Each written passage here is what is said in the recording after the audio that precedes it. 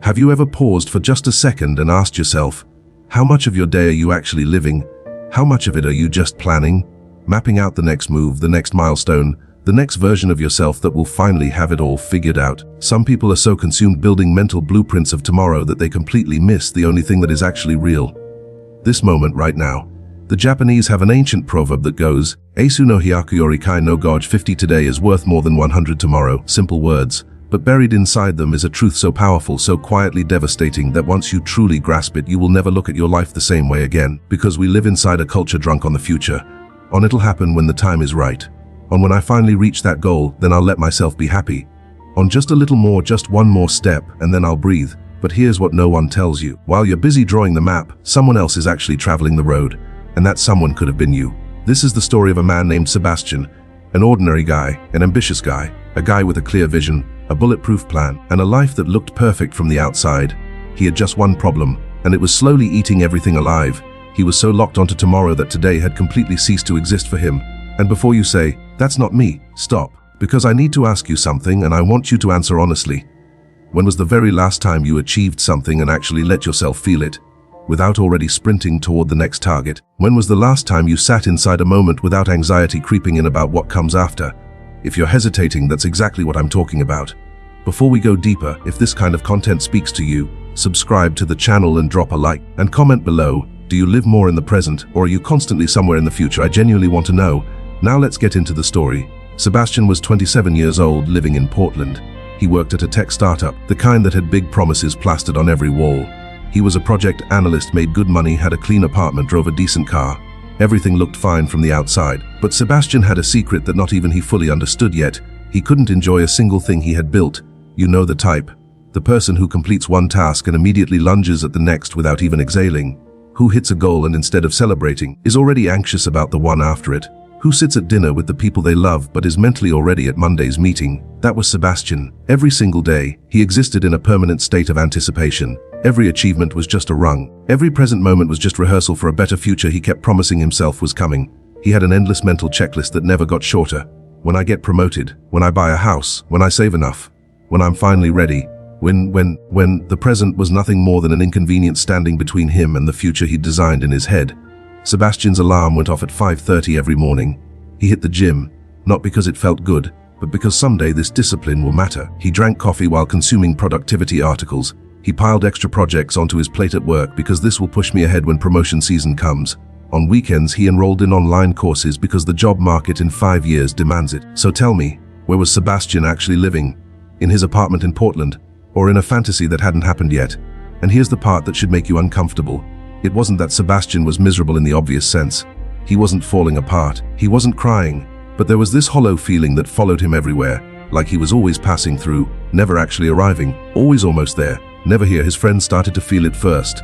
When they'd make plans, Sebastian would say, "Let me check my schedule," because even an evening off was an opportunity he might be wasting on the future. There was one night his mother called on his birthday. They spoke for 10 minutes.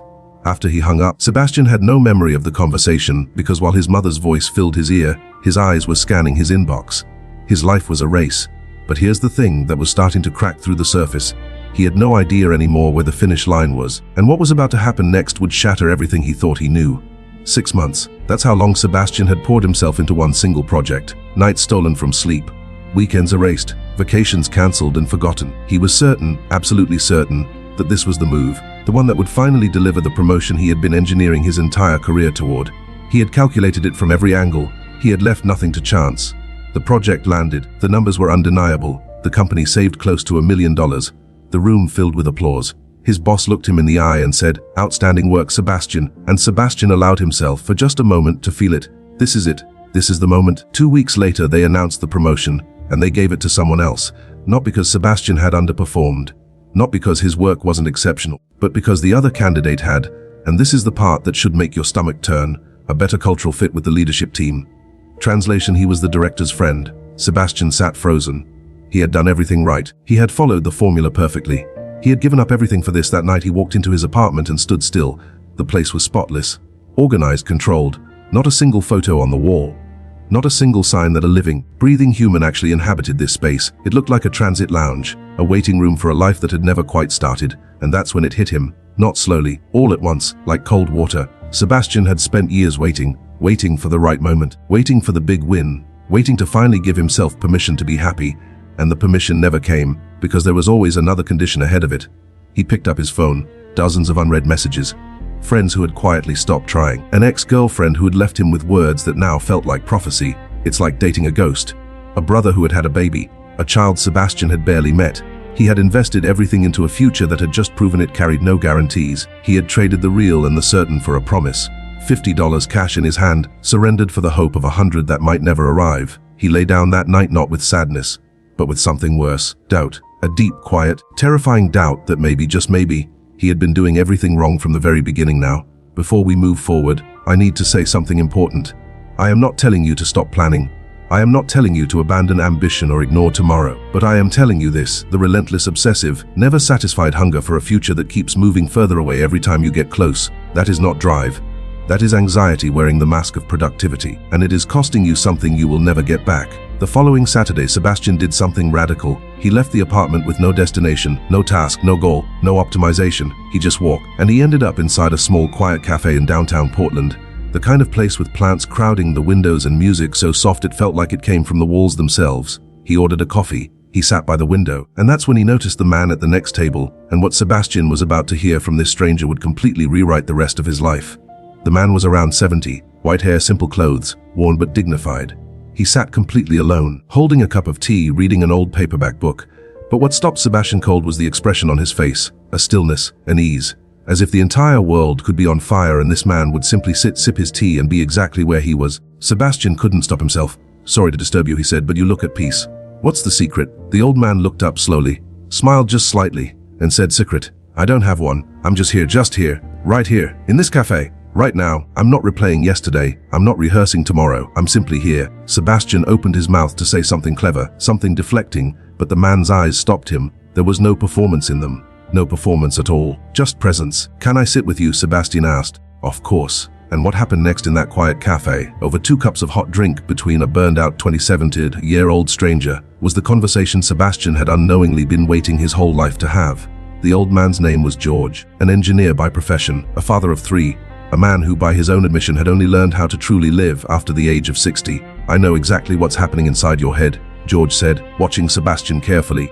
"I could see it the moment you walked in. You're always calculating the next move, aren't you?" Sebastian felt something strange, like being seen clearly for the first time. "How do you know that?" "Because I was you. Exactly you. For 40 years. George paused. "Let that land. I spent 4 decades postponing everything real. Convinced that happiness lived just past the next promotion, just past the next milestone, just past the next trip I kept promising myself I'd take someday."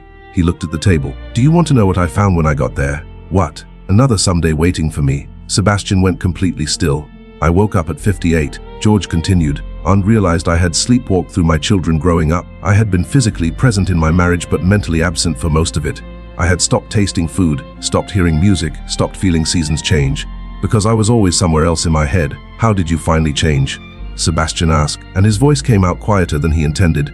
George reached into his wallet and unfolded a small worn piece of paper. On it, handwritten in Japanese with a translation below, "Eisu no Hyaku yori no gaja. 50 today is better than 100 tomorrow. A Japanese colleague gave me this years ago," George said, "but I didn't truly understand it until the day my wife got very sick.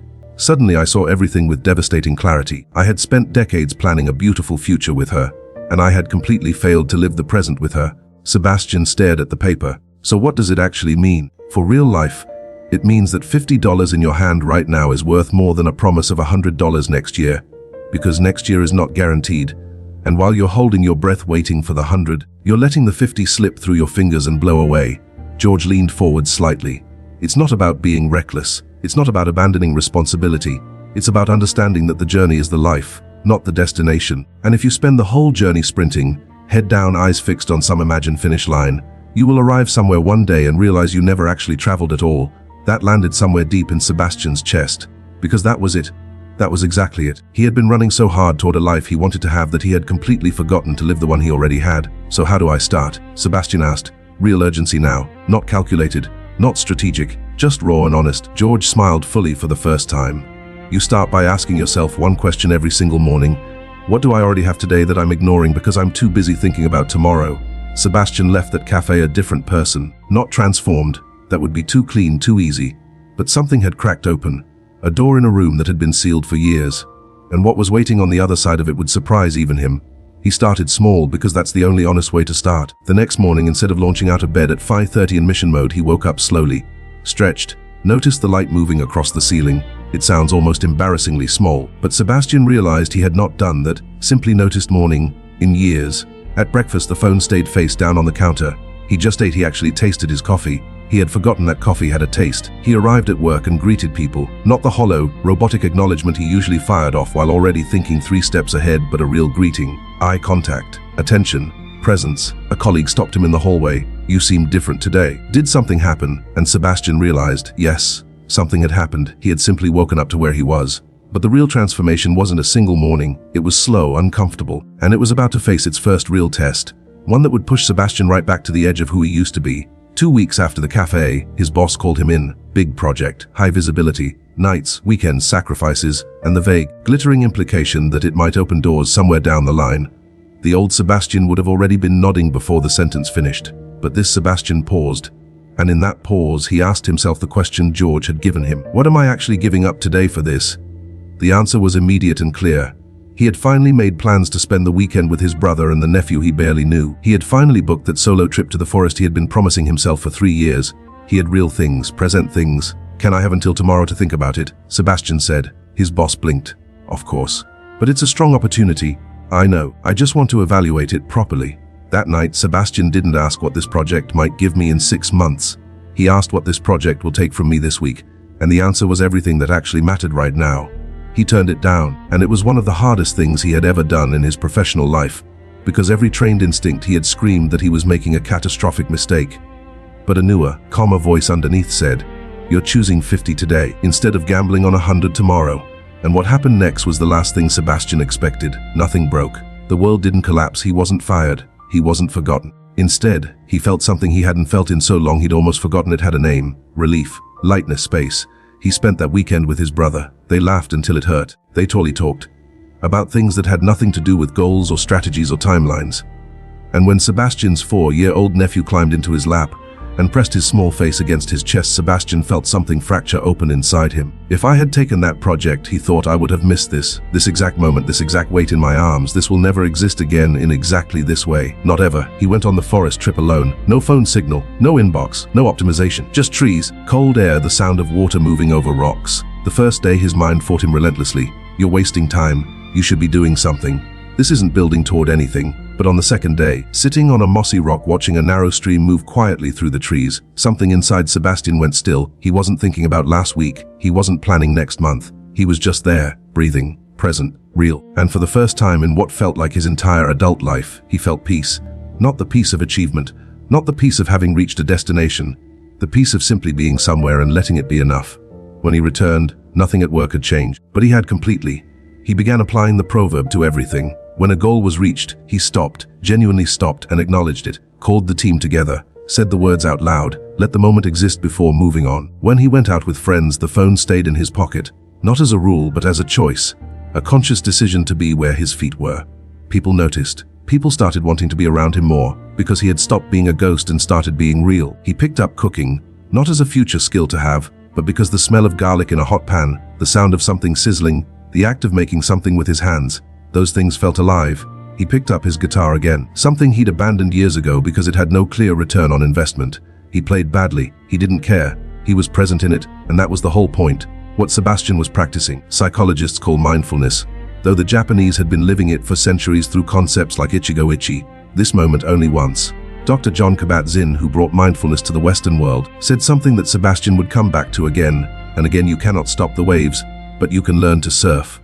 The philosopher Alan Watts put it differently. The real secret of life is to be completely engaged with what you're doing in the here and now, not treating it as a stepping stone, not tolerating it, fully, actually engaging with it, and calling it if you can play. The Japanese take this so seriously they have woven it into dozens of proverbs. Ichigo ichi, each encounter, only once, means that every single moment is unique and will never return in exactly the same form.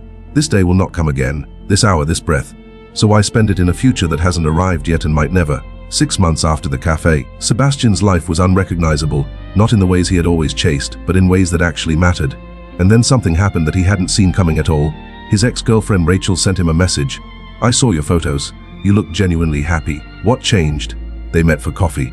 Rachel sat across from him and studied his face like she was trying to solve something. You're different. Before, even when you were right in front of me, you weren't really there. Your eyes were always somewhere else. Sebastian nodded slowly. I was always calculating the next move, never paying attention to the move I was actually making. And now? No, I've learned that 50 today is worth more than 100 tomorrow. She frowned. What does that mean? And Sebastian told her everything. George, the proverb. The years spent accumulating invisible debts, missed moments, abandoned relationships, postponed experiences, all deposited into a future account that never paid out. I was living, Sebastian said, as if life were a race towards some prize waiting at the finish line. But there is no finish line. There is no prize, the whole thing, every single ordinary unremarkable moment of it. That's the life, and I was running through it so fast I didn't see any of it. Rachel was quiet for a long moment. Then are you happy now? Sebastian thought carefully. I don't know if permanent happiness is a real thing, but I'm present. I'm actually living, and that is worth more to me than any imagined happiness 5 years from now. They didn't get back together, but that conversation did something. It planted something in Rachel too, because she recognized herself in every word he said, and Sebastian saw it clearly for the first time. He wasn't unusual. Almost everyone he knew was living the same way, anxious about the future, haunted by the past, skimming the surface of a present they never fully touched. At work, Sebastian began to shift things quietly around him, not with speeches, not with lectures, just through the way he showed up. When a colleague spiraled into deadline panic, Sebastian would ask one simple question, okay, but what can you do right now, in this moment, today? And it was remarkable how reliably that one question cut through the noise and gave people somewhere solid to stand. Because anxiety is almost always about the future. About what might go wrong, what might not be enough, what might fall apart. But the present moment has no room for might, only action. And action is the only thing that actually reduces anxiety. But here's the part of this proverb that Sebastian took the longest to understand. And it's the part most people get completely wrong. 50 today over 100 tomorrow is not a philosophy for the reckless. It is not a permission slip to throw away every plan and live on pure impulse. The people who truly live by this are not irresponsible. They plan, they save, they think ahead. The difference is that they refuse to sacrifice the present as the price of admission for a future that is never guaranteed. Sebastian still had goals, still pushed himself, still saved money. But something fundamental had shifted in why. He went to the gym, not to bank health credits for 2 decades from now, but because he enjoyed the feeling of his body moving. The future was a side effect, not the objective. He worked well and delivered strong results, not because he was desperate for the next rung, but because showing up fully and doing good work was simply who he chose to be. Present, engaged, real. And then 8 months after turning down that project that had felt like such a sacrifice, they offered him a better promotion. Not because he had chased it, not because he had maneuvered for it, but because he had become a genuinely better employee, more focused, more real, less desperate.